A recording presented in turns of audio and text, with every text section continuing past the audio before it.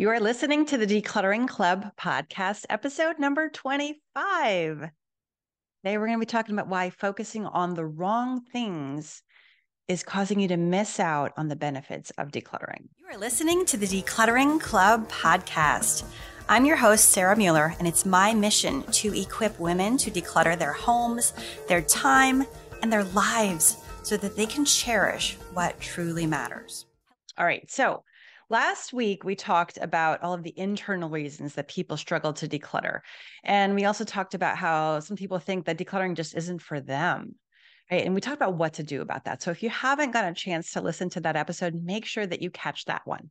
But today, I want to talk about all those things that are outside of your control. So maybe you're like, I'm all in. This is amazing. I want to declutter, but I can't because of my job, my family, my health, my house, the economy, the weather, my neighbors, whatever it is, right? This is the third area that people tend to struggle and tend to stay stuck because of these things. Well, let me tell you a story about how this worked out for me. So you may or may not know that I have 4 boys and now they are growing up and moving out. But they used to be little. And when they were little, I had a work from home job, right? I had my own little home business. And I was still married at the time, and my husband worked crazy hours. He was on the road all the time. So I was, single parenting for a lot of that time. And I was also homeschooling. So if you add clutter to that mix, just imagine like what chaos I was living in. Right. So I was living in this and I was trying to get all these things done. And I had decided I wanted to take a writing course. It's like, yes, this sounds amazing. I really felt like that writing course would help me with the business I was running at the time. And I was like, but I don't have any time. Like, I got kids who need me all day long. And I have a business to run and this and that, right? All these things happening. Well, I decided, when do I have time? How can I make this work? When could I possibly have time? And so what I ended up doing is that I set aside an hour a day, and I think we wrote every single day, Sundays included, 7 days a week for about 90 days. It was super intense, like just lots of homework and, just lots of repetition. So every single morning I thought, I have time before the kids wake up. And so I sat down at my computer. I think it was maybe 5 or 6 a.m. every single day. And I just spent my time. I sat and I wrote for an hour. And you know what? I am still using the knowledge and the information that I learned way back then. That was over 10, that was probably 15 years ago. I am still benefiting from that knowledge to this very day. That was an investment that paid off. Now, I could have said, a bunch of kids. My house is a mess. I have business that needs me. Time to do no stinking writing course. But instead, I kind of thought, well, how can I make this happen? And again, I picked a way, right? And I figured it out. And that's what I want to offer to you as well. If there is something that you want, instead of saying, I can't do that because, I want you to say, how could I do that? I can do this even if, right? So for me, it was, I can do the writing course even if I have a bunch of little kids. And even if my husband is away on business.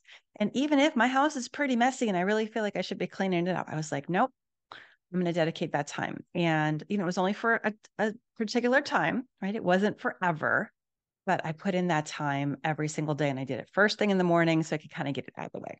So that's what I'm going to share with you is that maybe instead of saying, I can't declutter because of my family or my job or the weather or the neighbors or the size of my house, I want you to think and consider maybe I can declutter even with the size of my house, my current neighbors, my family who maybe isn't as supportive as I want them to be, or, the abilities and the level of energy that I have, right? Because the thing is, we're not going to have perfect conditions, right? I mean, I could have said, well, I'm never going to learn how to write.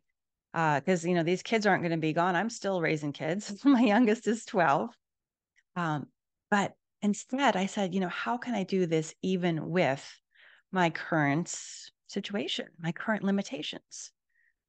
And so that's what I want to offer to you.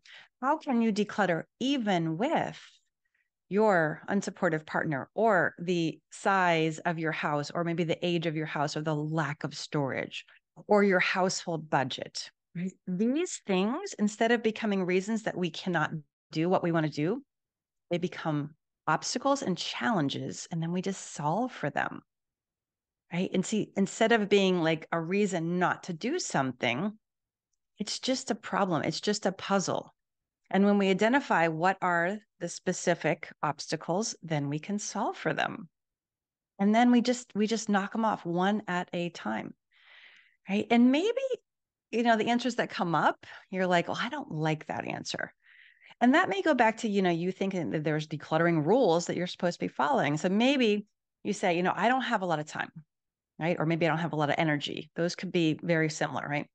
I don't have a lot of energy. Okay, so I want to declutter even with a lack of time and a lack of energy. So what's the answer there? Well, I could rearrange some stuff. Maybe I could make some more time.